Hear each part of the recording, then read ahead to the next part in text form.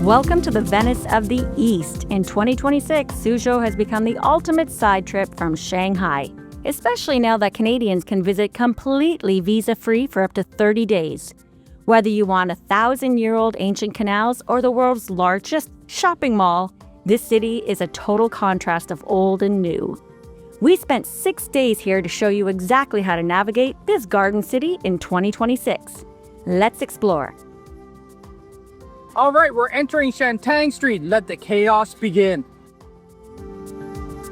Shantang Street is an ancient pedestrian path dating back 1,200 years.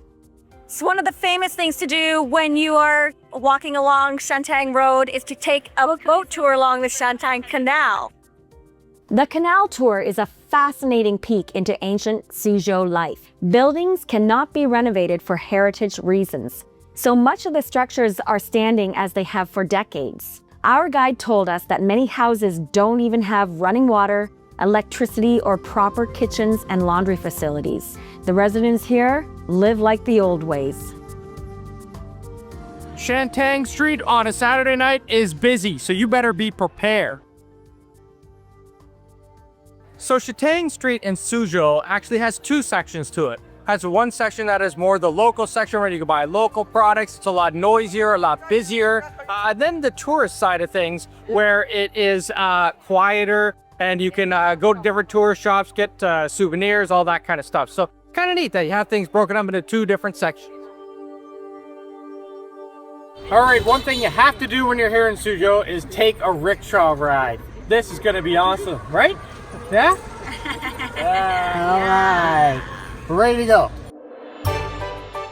You cannot visit China without taking a traditional rickshaw ride. Booking a rickshaw ride in advance through viatortrip.com or Get Your Guide is about 60 to 90 yuan per person. But you can flag them down easily and negotiate your own price as well. We have traffic for rickshaws, motorbikes, and cars here in Suzhou. Yeah. All right, that was awesome. Take a rickshaw ride around the city. It's a great way to get into the small laneways. So popular spot is Pingjiang Road. You can come out here at night. We took a rickshaw ride to it, and soon all of the lights will be lighting up and we're taking a nice stroll along the canal. How romantic. So it's kind of neat. On the other side of Pingjiang Road, there's a little narrow walkway away from all of the crowds. So while everybody's walking over there, you can walk along on the other side and see all of the stores and all of the people walking, and you can do it in relatively quiet fashion. One of the most interesting things we did on Pingjiang Road was to watch an opera performer apply her makeup and costume and then attend her performance. The transformation was fascinating to watch. Well, I think that was one of the most unique experiences I've ever had out at night in my travels. We came to see an opera singer get ready. She put on her makeup, she pulled her face tight and put on all of her jewelry and her costumes, and then she went up and performed for us. And it was great. Even though I couldn't really understand anything she was saying, I could feel the energy and the laughter and the fun that everyone was having. And it really is something you should do when you come out here to Pingjiang Road. Welcome to the Humble Administrator's Garden. The Humboldt Administrative Gardens, and this dates back 500 years. It's a UNESCO World Heritage Site, and it's one of the 4 famous gardens here in China, so it is a must when you come to Suzhou. So the Humboldt Administrative Gardens are not imperial gardens or royal gardens. These were owned by private families, so the rich owned them back in their day. Can you imagine? This was one private family's home. Heads up for 2026, the Humboldt Administrator's Garden is more popular than ever, and you now have to book your time slot at least 2 to 3 days in advance via the Suzhou Museum website or an international platform like Trip.com.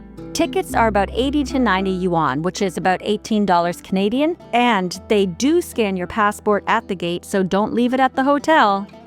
So if you're rich, this is what you're transported in. This is like the Cadillac.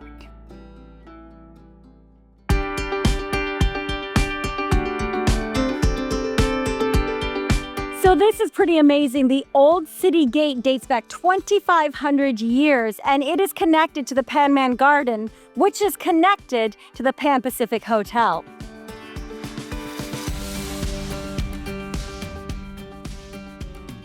So we're taking a boat trip on the Grand Canal, and it's located just behind the Pan Pacific Hotel that's attached to Panmen Gardens. Here, you can catch a riverboat. The Grand Canal in Suzhou is part of the longest and oldest man-made waterway in the world. It stretches nearly 2,000 kilometers from Beijing and is listed as a UNESCO World Heritage Site. Construction began in 770 BC, and it has been the golden waterway of China for more than 1,000 years. Daytime cruises start at 30 to 35 yuan, which is about $6 to $7 Canadian. Night cruises are at 80 yuan, and they last for about 40 to 60 minutes. All right, we're ready for some Tai Chi with Master Yang. You can't leave the Garden City without learning the art of balance. We spent a morning with Master Yang, a world-class gold medalist. You can book a private 1-hour session for about 250 to 300 yuan, which is about $45 to $55 Canadian per person. It's not just a workout, it's a lesson in focus and heritage. So when you come to Suzhou, make sure you book a Tai Chi lesson with Master Yang. He's world famous. He's won the gold medal here in China and in Hong Kong, and you can book him through the Institute in Suzhou. Just ask your guide to phone him. They'll know who he is. If you're wondering where to stay, we can't recommend the Pan Pacific Suzhou enough. It's built in the stunning traditional style that makes you feel like you're living in a palace. But the real secret is the location. The hotel is connected to the 2,500-year-old Panmen Gate and the Panmen Scenic area, and guests get unlimited free access to the gardens, which means you can walk directly from the lobby to the UNESCO landscape. Plus, it's a short stroll to the Grand Canal docks and the new Renminqiao South Station, making it the perfect home base for exploring both the old city and the modern shopping districts. For the best view in town, come on up to the W Hotel. There's an outside rooftop lounge. You can watch the light show at 8 p.m. on Fridays and Saturdays, and you can see across the lake. It's absolutely beautiful, and what a great atmosphere. So you really have to come walking along the waterfront here at night. You get to see the light show, you get to see the fountain. It's very peaceful, especially after the fountain show. It's really nice just to walk along here in Suzhou. Come on down to the Suzhou Industrial Park, where you will see the biggest shopping center in all of China. The Suzhou Shopping Center, it's a huge one, and it is a part of the Gate to the Orient. This mall has everything. There's an ice rink, and I feel like I'm in Canada right now. Everybody's playing hockey. It's like the little tiny tots or Timbits are out on the ice. There's a pony park. There's a place where you can play laser tag. There's a carousel. You can go snowboarding here. It has it all, man. Well, here's an interesting fact. Suzhou is I.M. Pei's hometown. If you don't know who I.M. Pei is, he designed the Louvre, he designed the Hong Kong Tower. He's a very famous architect from around the world. And this is one of his famous designs, the Suzhou Museum. So it's one of the places you must stop when you're in Suzhou and see the hometown of the famous architect. We have arrived at the Tiger Hill Scenic Area. Well, you know of the Leaning Tower of Pisa, but did you know the Leaning Tower of Suzhou? This one has a lean of 5 degrees. It looks like it might fall over soon. Tiger Hill is 2,500 years of history piled on a 30-meter hill. The star of the show is the Yunnan Pagoda, and it's been leaning at a 5-degree angle for a century, making it China's answer to the Leaning Tower of Pisa. It's only about 5 kilometers northwest of the city center, and you can take a bus, but the most scenic way to arrive is actually by boat. You can hop on a traditional canal boat from Shantang Street and float right up to the South Gate. Okay, we're here at the Tiger Hill with the bonsai master, and I'm going to cut a bonsai tree. Now, this is an old tree. So if I make a mistake, that's it, I'm done. But no, we just learned how to do it, and I hardly remember anything. But I do know that you have to leave 3 leaves. So where the branch splits, you want to make sure you leave 3 leaves so that all of the trees with the branches will start growing and you can control it. So here I go. They have a lot of faith in tourists, I have to say. You ready for the snip? Banzai! So I'm standing in front of a 400-year-old bonsai. It's the oldest bonsai tree in the garden, and we do not get to cut this one. Only the bonsai master gets to take care of this one.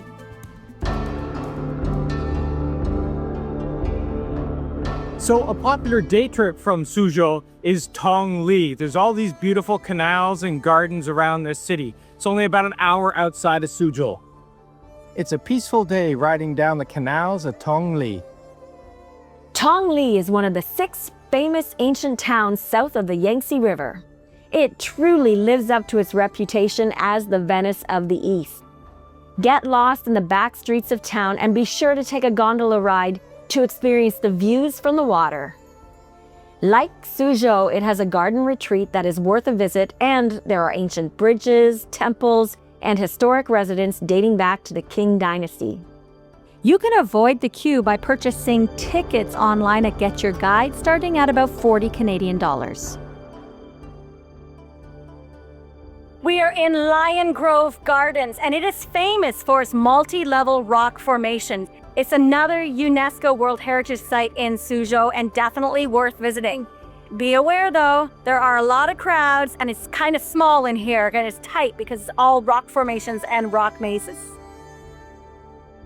I love all of the walking caves. You can explore all these little nooks and crannies in here. Regardless of the amount of people here, it is still an amazing thing to see. The rock formations are very impressive, and just the way the gardens are put together is something you have to see when you're in Suzhou. If you only have one day in Suzhou, we highly recommend booking an all-inclusive garden day tour through Get Your Guide. Most gardens, especially Lion Grove and humble administrators, now require separate digital reservations days in advance, and a private guide will handle all of that for you for about $75 per person online. And it's the only way to really see the Big Four gardens in a single day without the stress of the queue. Well, we're at the Embroidery Institute here in Suzhou, and I have no idea how these ladies have the patience to do this. I can't even see the needle to thread the silk. And then they sit here and they are very intricate, and it's such hard work that they have to work in complete silence, and then they go outside into the garden to meditate and relax in between sessions because it's a really tedious and it takes a lot of concentration. There are many day trips that you can book in Suzhou through Get Your Guide, and we have links in the description below. We are at the silk factory here in Suzhou, and this is a must visit when you come here. It's a huge part of their industry dating back hundreds of years, and it's so important to them that they even learn how to raise silkworms in school. They actually have to take silkworms home and take care of them and learn how to take care of silkworms and create silk because it's such a big part of their heritage. And then, when it counts 1, 2, 3, the collect.